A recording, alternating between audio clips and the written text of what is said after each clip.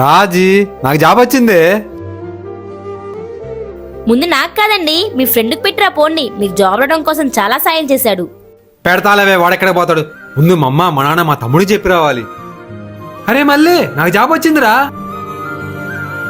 Job వచ్చిందా? ఆ job ఎన్నాళ్ళు ఉంటుందో నేను చూస్తా.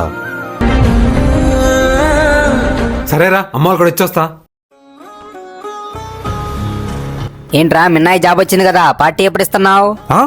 ఆ వచ్చిన తొక్కల జాబ్కి నేను పార్టీ ఇస్తానా?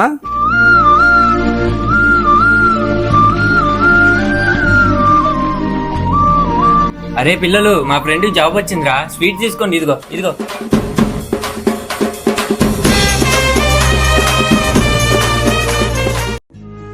రక్త సంబంధం కన్నా స్నేహ సంబంధం చాలా గొప్పది.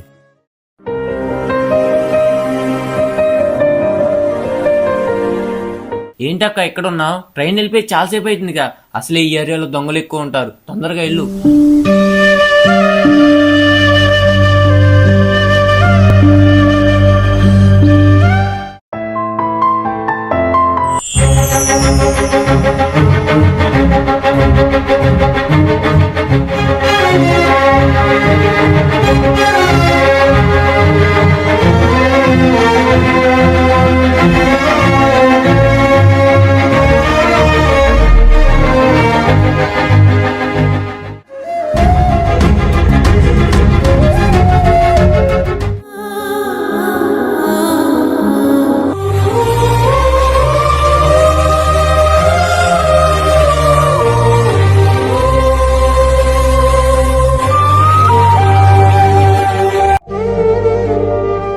రాజీ, వాటరీ గ్లాస్ ఏంది ఎలా ఉంది? పోయి కడుకొని రాపో. రాజీ, అన్నం పెట్టు.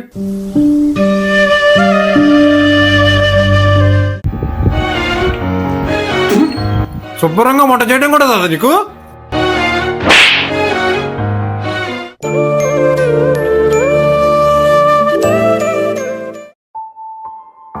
రే సైదా, ఎప్పుడొచ్చావురా? ఎలా ఉన్నావు?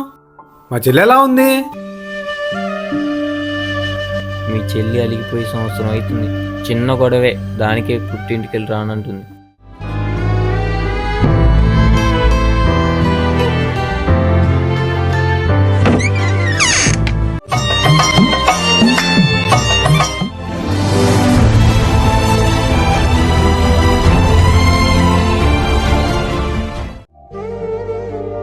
రాజీ, డబ్బు దాచిపెట్టమని ఇచ్చా కదా, తీసుకురాపో. పండగకి పిల్లలకి బట్టలు వేస్తా.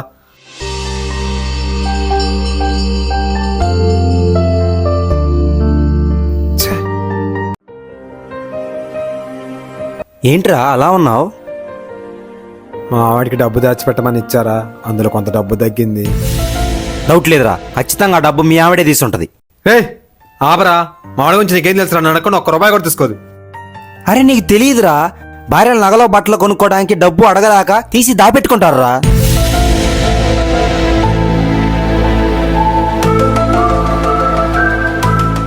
మూడు సంవత్సరాల నుంచి ఆయన సైడ్తో ఇబ్బంది పడుతున్నారు స్వామి.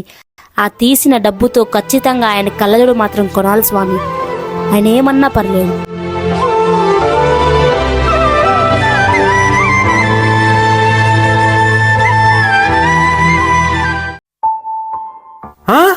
నేను వెంటనే వస్తున్నా. ఏంటండి, ఏమైంది?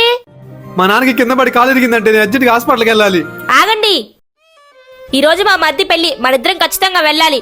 మీ తమ్ముడు చూపిస్తాలే గాని నీకు కుదరదని చెప్పి రాపోండి.